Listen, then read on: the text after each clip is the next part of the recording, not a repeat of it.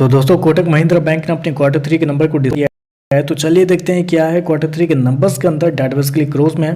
तो देखिए पिछले क्वार्टर में कंपनी ने 15,900 करोड़ के आसपास का टोटल इनकम जनरेट किया था। पिछले साल 14,096 करोड़, जबकि अभी देखें तो बढ़ के 16,050 करोड़ कंपनी का टोटल इनकम जो है वो आपको जाता हुआ देखने को मिला। तो साल दर साल देखें तो साल दर साल कंपनी के टोटल इनकम अंदर 14% के आसपास की तेजी आपको देखने को मिले। वहीं अगर क्वार्टरली बेस पे जाते हैं तो क्वार्टरली बेस पे लगभग 1% के आसपास का जंप है। तो कंपनी का टोटल इनकम देखें तो आपको साल दर साल क्वार्टर बढ़ता हुआ देखने को मिल रहा है।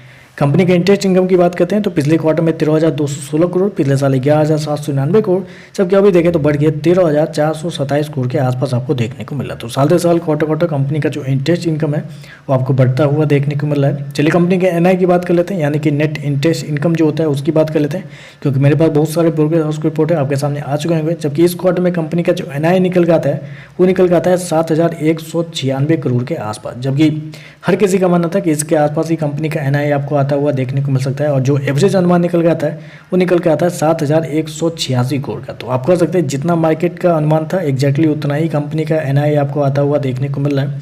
तो इनलाइन आप कर सकते हैं। खर्चे की बात करते हैं, पिछले क्वार्टर में 10,801 करोड़ खर्च किए थे, पिछले साल 9,229 करोड़, जबकि अभी देखें तो कंपनी खर्चे 10,869 करोड़ के आसपास आपको देखने को मिल रहा है। तो खर्चे भी देखें तो खर्चे भी कंपनी के ऑन एन एवरेज कंट्रोल में ही आपको देखने को मिल रहा है। चलिए कंपनी का प्रॉफिट क्या निकलता है वो देखते हैं, लेकिन उससे पहले कंपनी के प्रोविजन की बात कर लेते हैं। तो प्रोविजन की बात करें तो पिछले क्वार्टर में कंपनी ने 660 करोड़ गंवाए थे प्रोविजन के रूप में, पिछले साल 580 करोड़ के आसपास, जबकि अभी देखें तो 794 करोड़ के आसपास आपको देखने को मिला। तो प्रोविजन देखें तो आपको साल दर साल क्वार्टर बढ़ता हुआ देखने को मिला है, जो कि थोड़ा सा यहाँ पे नेगेटिव है। चलिए कंपनी का नेट प्रॉफिट क्या निकलता है वो देखते हैं। तो देखिए पिछले क्वार्टर की बात करें तो पिछले क्वार्टर में कंपनी ने 3,343 करोड़ के आसपास का प्रॉफिट बनाया था, पिछले साल 3,005 करोड़, जबकि अभी देखें तो बढ़ के 3,304 करोड़ के आसपास आपको देखने को मिला। तो साल दर साल देखें तो साल दर साल कंपनी के प्रॉफिट के अंदर 10% के आसपास की तेजी आपको देखने को मिले। वहीं अगर क्वार्टरली बेस पे जाते हैं तो क्वार्टरली बेस पे कंपनी के प्रॉफिट के अंदर एक हल्की सी गिरावट है, लगभग बोल सकते हैं 1% के आसपास की गिरावट आपको देखने को मिल रही है। कंपनी का प्रॉफिट हल्का सा क्वार्टरली बेस पे गिरता हुआ देखने को मिला है, वो भी कंपनी के प्रोविजन की वजह से। मेरे पास बहुत सारे ब्रोकरेज हाउस की रिपोर्ट है आपके सामने आ चुका होगा, उसमें अगर गौर करते हैं तो हर किसी का मानना था कि इस क्वार्टर में कंपनी का जो प्रॉफिट है वो लगभग 34,000 करोड़ के आसपास आपको आता हुआ देखने को मिलेगा। जो एवरेज अनुमान निकल के आता है वो निकल के आता है 3,368 करोड़ का, जबकि यहाँ पे कंपनी ने शो किया है 3,304 करोड़ के आसपास। तो आप कह सकते हैं जितना मार्केट का एवरेज अनुमान था उससे थोड़ा सा कम कंपनी का प्रॉफिट आपको आता हुआ देखने को मिल रहा है।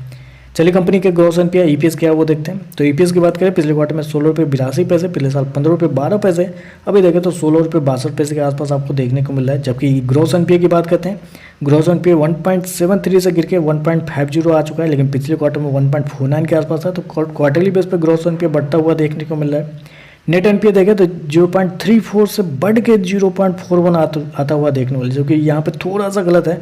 क्वार्टरली बेस पे 0.43 के आसपास था, तो यहाँ पे थोड़ा सा यहाँ पे प्रॉब्लम देखने को मिले कि कंपनी का नेट एनपीए जो है वो आपको साल दर साल बढ़ता हुआ देखने को मिल रहा है। अभी छोटा मोटा नहीं, लगभग 20% के आसपास आपको बढ़ता हुआ देखने को मिला, जो कि यहाँ पर थोड़ा सा गलत है। ओवरऑल अगर हम लोग मैं समराइज करूँ तो देखिए एनआई जो मार्केट की जितनी उम्मीद थी एग्जैक्टली इनलाइन आपको कंपनी का नेट इंटरेस्ट इनकम आता हुआ देखने को मिला है। कंपनी का प्रॉफिट जो है मार्केट की एस्टिमेट से थोड़े से कम आपको देखने को मिला है। प्रोविजन आपको बढ़ते हुए देखने को मिले, जो कि थोड़ा सा नेगेटिव है। और नेट एनपीए देखें तो वो भी आपको थोड़ा सा बढ़ता हुआ देखने को मिला। तो ओवरऑल देखें तो थोड़ा मिक्स टाइप के नंबर है। बाकी देखते हैं मार्केट का कैसा रिएक्शन आपको देखने को मिलता है।